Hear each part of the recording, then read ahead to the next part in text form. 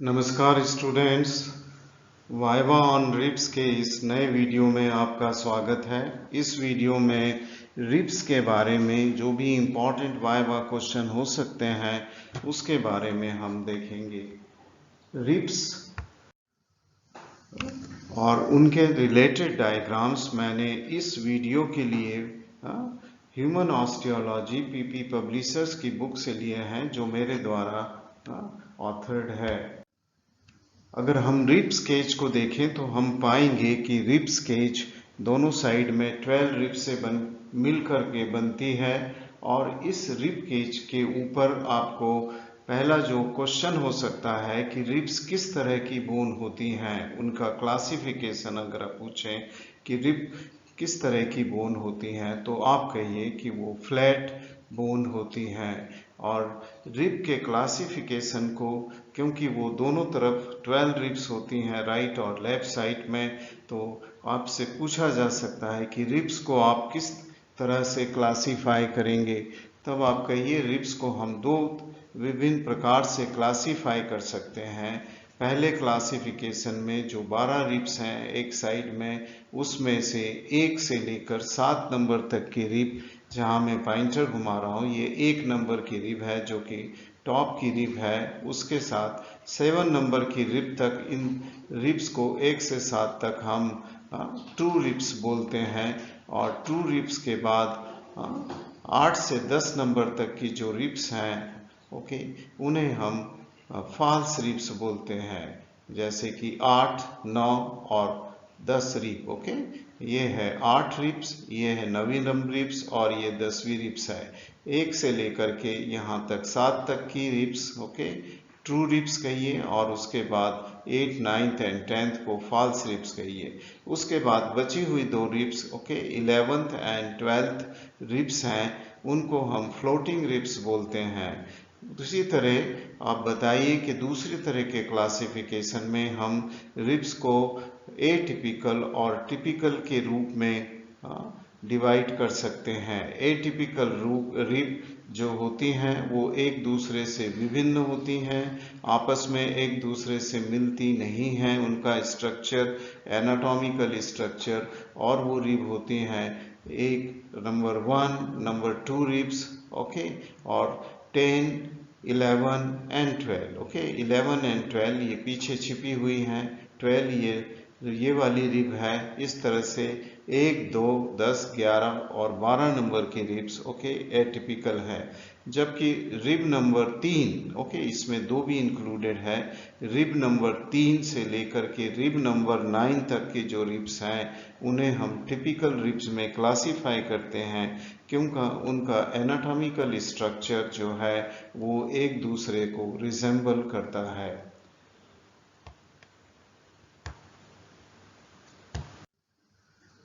अगर हम typical rib की बात करें, इस वीडियो में हम सिर्फ टिपिकल रिब पे कंसंट्रेट करेंगे। नेक्स्ट वीडियो में मैं आपको एटिपिकल रिब नंबर 1 या फर्स्ट रिब के बारे में बताऊंगा। इस टिपिकल रिब के ऊपर जो भी पॉसिबल क्वेश्चंस हैं वो हो सकते हैं। रिब्स के क्या पार्ट्स हैं, आप कहिए। रिब्स के यूजली 2 पार्ट में हम रिब्स को डिवाइड करते हैं, posterior and and body. Okay, ये जो पीछे जहां मेरा पॉइंटर घूम रहा है ये पोस्टीरियर एंड है रिब का, और ये रिमेनिंग पार्ट बॉडी है जो कि एंटीरियर एंड पर खत्म होती है। अगर आप देखेंगे तो पोस्टीरियर एंड पीछे वर्टिब्रल कॉलम से आर्टिकुलेट करता है, और बॉडी जाकर के जो रिब केज है उसका पोस्टीरियर, लैटरल और एंटीरियर वॉल के बनाने में काम आती है। रिब्स की बॉर्डर्स अगर देखें, जो कि एक फ्लैट कर्व बोन है, तो उसमें 2 बॉर्डर हैं, सुपीरियर बॉर्डर और inferior border. Superior border rounded border है और इंफीरियर बॉर्डर एक शार्प बॉर्डर होती है। उसी तरह क्योंकि ये फ्लैट और सुपीरियर इंफीरियर बॉर्डर दिखा रही है, इसलिए इस पे 2 सरफेस होंगी, एक एक्सटर्नल सरफेस जो कि कन्वेक्स है और एक इंटरनल सरफेस जो कि कनकेव है। नीचे की तरफ इंफीरियर बॉर्डर के ऊपर, जहाँ की मीडियल सरफेस है या इनर सरफेस है, इंटरनल सरफेस है, उसके पास एक ग्रू होगा जिसे हम सबकास्टल ग्रू कह सकते हैं। इतना विभिन्न प्रकार के बोनी फीचर्स बताने के बाद एग्जामिनर कैन आस्क यू कि आप रिब का साइड कैसे डिटरमाइन करेंगे, वेदर वो राइट साइड की है या लेफ्ट साइड की है। तब आप कहिए कि पोस्टियर एंड को हमें पोस्टियर एंड की तरफ रखना है और एंटीरियर एंड को आगे की तरफ रख करके आप जो अपर बॉर्डर है जो कि राउंडेड बॉर्डर है उसे ऊपर की तरफ रखिए और जो शार्प बॉर्डर है उसे नीचे की तरफ करिए। किंतु ध्यान ये रहे कि जो इंटरनल सरफेस है बॉडी का वो जो कि कनकेव है वो मीडियल साइड में होना चाहिए।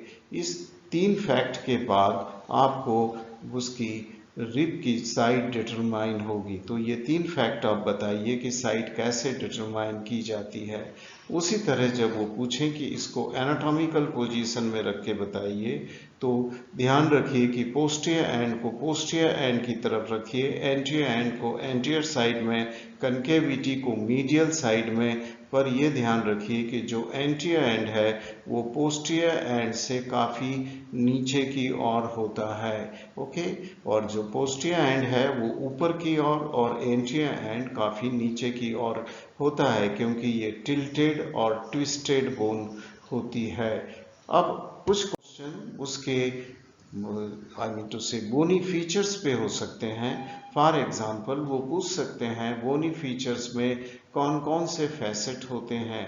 आप बताइए। हेड के ऊपर 2 छोटे फैसेट होते हैं जो कि डेमी फैसेट कहलाते हैं। उसमें अपर फैसेट जहां मेरा पॉइंटर घूम रहा है वो लार्ज होता है और नीचे वाला फैसेट वो है इंफीरियर फैसेट होता है। ये दोनों फैसेट वर्टिब्रा से जाके वर्टिब्रा की बॉडी से जाके आर्टिकुलेट करते हैं और इन दोनों के बीच में एक रफ एरिया होता है जिसे क्रेस्ट ऑफ द हेड बोलते हैं। इस पर आकर के लिगामेंट अटैच होगा जो कि इंटरवर्टिब्रल डिस्क से इसको कनेक्ट करेगा।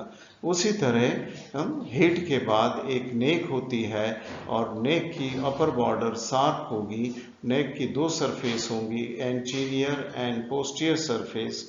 एंटीरियर सरफेस स्मूथ होगी और पोस्टीरियर सरफेस रफ होगी। उसी के तुरंत बाद आपको एक फैसेट दिखेगा जो कि आर्टिकुलर ट्यूबरकल का पार्ट है। इसका मतलब है नेक के लैटरल साइड में आपको ट्यूबरकल दिखेगा। ओके, और उस ट्यूबरकल को हम 2 पार्ट में डिवाइड कर सकते हैं। ऊपर का रफ पार्ट होगा और नीचे का स्मूथ पार्ट आर्टिकुलर फैसेट होगा। ये जो आर्टिकुलर फैसेट है ये आर्टिकुलेट करेगा विद ट्रांसवर्स प्रोसेस के साथ। अगर आप सैप्ट को देखेंगे तो उसी तरह नेक के तुरंत लैटरल साइड में जो बॉडी का पोर्शन है उसमें एक बैंडिंग दिखेगी जिसे हम एंगल ऑफ द रिब बोलेंगे। फिर आप बताइए कि सुपीरियर बॉर्डर जो कि राउंडेड होगी और इंफीरियर बॉर्डर शार्प होती है और इंफीरियर शार्प बॉर्डर के पास एक कॉस्टल ग्रू मिलेगा। एंटीरियर एंड के ऊपर कनकेविटी होगी जो कि कॉस्टल कार्टिलेज से आर्टिकुलेट करेगी। इस डायग्राम में आपको कॉस्टल ग्रू दिख रहा है क्योंकि हम इस बोन को नीचे की तरफ से देख रहे हैं। अब आपसे पूछा जा सकता है कि 2 रिब्स जो कि सुपीरियर और इंफीरियर है उनके बीच में कौन कौन से सॉफ्ट टिश्यू के अटैचमेंट या रिलेशन हो सकते हैं। आप कहिए। 2 रिब्स के बीच में 3 मसल्स होती हैं। इंटरकॉस्टल थिन फ्लैट मसल्स होती हैं जिसमें एक्सटर्नल इंटरकॉस्टल, इंटरनल इंटरकॉस्टल और इनर मोस्ट इंटरकॉस्टल होती है। एक्सटर्नल इंटरकॉस्टल ऊपर वाली रिब की इंफीरियर बॉर्डर से स्टार्ट होकर के नीचे वाली रिब की सुपीरियर राउंडेड सरफेस पे इंसर्ट होगी। उसी तरह सबकॉस्टल ग्रू में से निकलने वाली इंटरनल इंटरकॉस्टल मसल होगी और अंदर सबकॉस्टल ग्रू की अपर बॉर्डर से निकलने वाली इनर मोस्ट इंटरकॉस्टल मसल्स होंगी। ये तीनों मसल्स के डायरेक्शन अलग अलग होते हैं जो कि इस डायग्राम में दिखाए गए हैं। फिर नेक्स्ट क्वेश्चन हो सकता है कि उसके ऊपर और नीचे कौन कौन सी ब्लड वेसल्स हो सकती हैं। आप बताइए, सब कास्टल ग्रूव में ऊपर वाले सब रिब के रिलेशन में सबसे ऊपर इंटरकॉस्टल वेन, उसके बाद इंटरकॉस्टल आर्टरी और सबसे नीचे इंटरकॉस्टल नर्व होगी।